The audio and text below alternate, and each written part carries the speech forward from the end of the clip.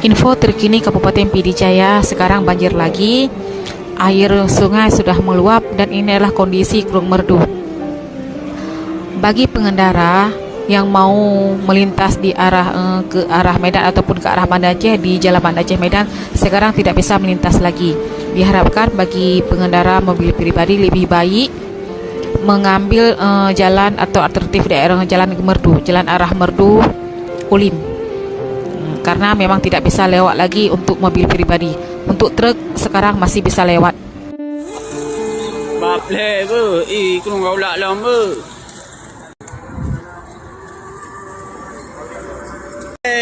Hai kulai ke?